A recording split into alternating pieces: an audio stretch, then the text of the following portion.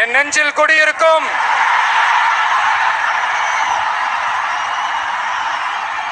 கொங்கு மண்டல தங்கங்களே, திருப்பூர் பகுதி மக்களே, உங்கள் அனைவருக்கும் என்னுடைய வணக்கம். டே ஆஃப்டர் டுமாரோ 16th அன்னைக்கு நம்மளுடைய தேர்தல் வாக்குறுதிகளை ஒரு புக்கா வெளியிடுறோம். அதுக்கு முன்னாடி இங்க சில பாயிண்ட்ஸை மட்டும் உங்களுக்கு படிச்சுட்டு போயிடுறேன். அதை மட்டும் கொஞ்சம் கவனமா கேளுங்க ப்ளீஸ் நண்பர்களே. ஓகே, ஆல் வெல் தேர், ஆல் வெல். பேசலாமா? கொஞ்சம் அமைதியா இருங்க ப்ளீஸ்.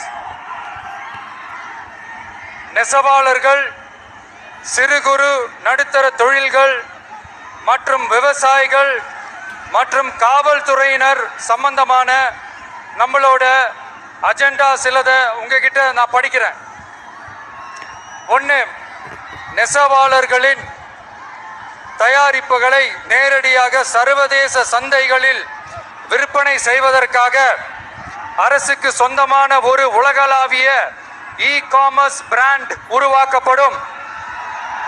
மேலும் முக்கிய நகரங்களில் வெற்றி தறி விற்பனை நிலையங்கள், ஷோரூம்ஸ் அமைக்கப்படும்.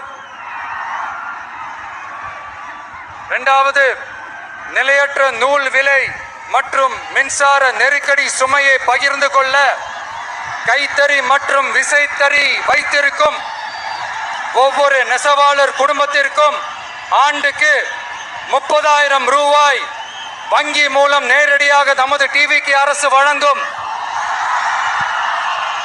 மூணாவது, கைத்தறிகளுக்கான இலவச மின்சாரம் 500 யூனிட்டுகளாகவும்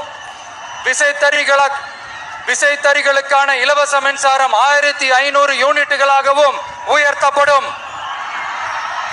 அடுத்தது, நெசவாளர்களின் உற்பத்தி செலவுகளை குறைப்பதற்காக அவர்கள் வழங்கும் நூல், சாயங்கள் மற்றும் ரசாயனங்களுக்கு நமது டிவிக்கு அரசால் 50% மானியம் வழங்கப்படும்.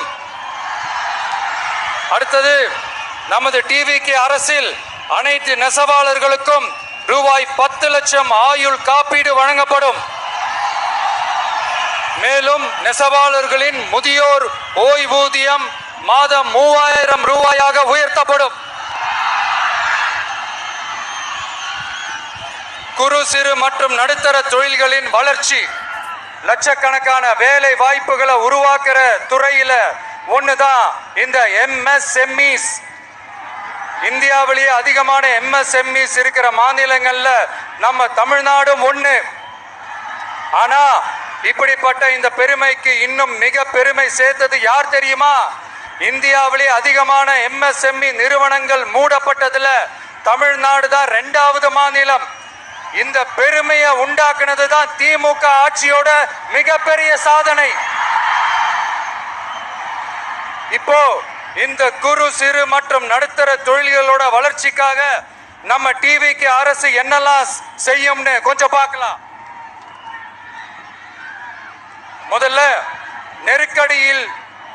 நெருக்கடியில் உள்ள குறு சிறு மற்றும் நடுத்தர நிறுவனங்களுக்கு உதவுவதற்காக ரூபாய் 15,000 கோடி ஸ்டேட் கிரெடிட் கேரண்டி ஃபண்ட் உருவாக்கப்படும்.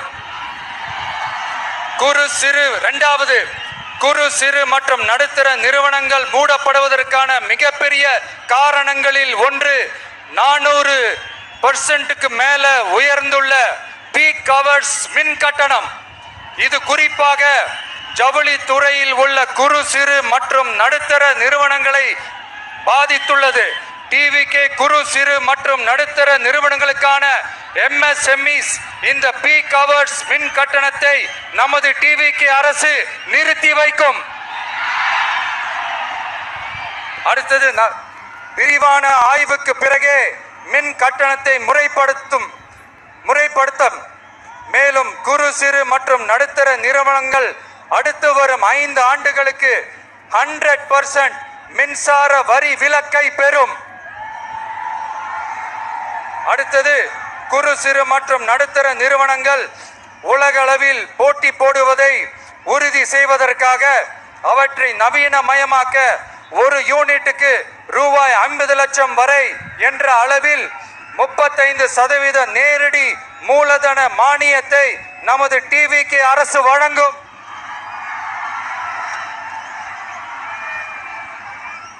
அடுத்து நம்ம எல்லாருக்கும் சோறு போடுற நம்ம தெய்வங்களான விவசாயிகளுக்கான அஜெண்டா கொஞ்சம் படிப்போமா? 5 ஏக்கருக்கு குறைவான நிலமுள்ள விவசாயிகளுக்கு வேளாண் கூட்டுறவு சங்கங்களில் வாங்கிய பயிர்க்கடன் முழுமையாக தள்ளுபடி செய்யப்படும். 5 ஏக்கருக்கு மேல் உள்ள விவசாயிகளுக்கு 50% தள்ளுபடி செய்யப்படும். அடுத்தது குறைந்தபட்ச ஆதரவு விலைக்கு எம்எஸ்பி சட்டப்பூர்வ உத்தரவாதம் வழங்கப்படும். நெல்லுக்கு ஒரு குவிண்டாலுக்கு 3500 ரூபாயும் கரும்புக்கு டன் ஒன்றுக்கு 4500 ரூபாயும் வழங்கப்படும். உழவர்களின் தோழன் திட்டத்தின்படி குத்தகை விவசாயிகள் மற்றும் விவசாய தொழிலாளர்களுக்கு ஒரு குடும்பத்திற்கு ஆண்டுக்கு ரூபாய் 10,000 ரூபாய் அவர்களின் நேரடி முதலீட்டு ஆதரவு தொகையாக வழங்கப்படும். 100% பயிர் காப்பீட்டு திட்டத்தின்படி பயிர் பாதுகாப்பு உறுதி செய்யப்படும்.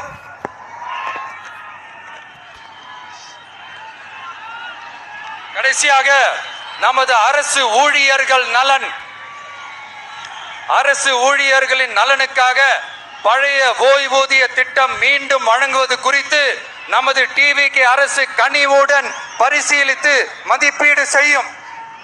அடுத்தது 5 அல்லது அதற்கு மேற்பட்ட ஆண்டுகள் தொடர்ச்சியாக அரசு பணியை நிறைவு செய்துள்ள அனைத்து தற்காலிக ஆசிரியர்கள், செவிலியர்கள் மற்றும் எழுத்தர் பணியாளர்களை நமது டிவிகே அரசு பணி நிரந்தரம் செய்யும். 3வது, பதவி உயர்வுக்கு பணம் பெறும் கலாச்சாரத்தை நமது டிவிகே அரசு முடிவுக்கு கொண்டு வரும். அனைத்து அரசு ஊழியர்களின் இடமாற்றங்களும் வெளிப்படையான மற்றும் கால வரையறைக்கு உட்பட்ட முறையில் நடைமுறைப்படுத்தப்படும். 4வது, காவலர்களின் அடிப்படை மாத ஊதியத்தை 18,200 ரூபாயிலிருந்து 25,000 ரூபாயாக நமது டிவிகே அரசு உயர்த்தும். அதிக மன அழுத்தம் உள்ள பணிகளில் ஈடுபடும் காவலர்களுக்கு பணிப்படியாக மாதம் 1000 ரூபாய் கூடுதலாக வழங்கப்படும்.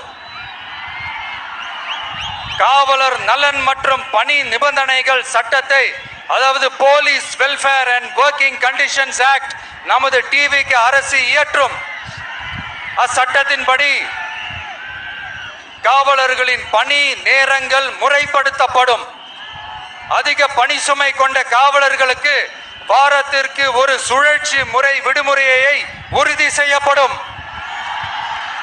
சலவை படியை, அதாவது வாஷிங் அலவன்ஸ் 500 ரூபாயிலிருந்து 1000 ரூபாயாக உயர்த்தப்படும். மேலும் மதுரை, கோயம்புத்தூர், திருச்சி, திருநெல்வேலி, சேலம் மற்றும் வேலூர் ஆகிய இடங்களில் காவலர் நல மருத்துவமனைகள் நமது டிவிகே அரசு நிறுவும். கடைசியாக, பெண் காவல்துறை அதிகாரிகள் பாதுகாப்பு நெறிமுறை அல்லது பாதுகாப்பு பணிகளுக்கு பணியமர்த்தப்பட மாட்டார்கள். பெண் காவல்துறை பணியாளர்களுக்கென தனி ஓய்வறைகளும் நடமாடும் டாய்லெட் யூனிட்டுகளும் அமைக்கப்படும்.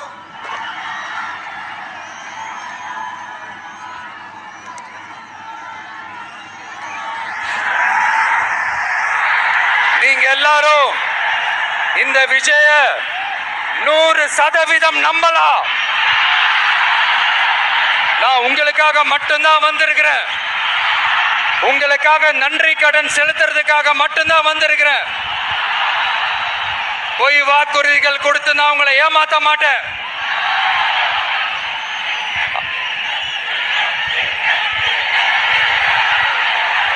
அதனால உங்க அண்ணனுக்கு, உங்க தம்பிக்கு, உங்க மகனுக்கு, உங்க பிள்ளைக்கு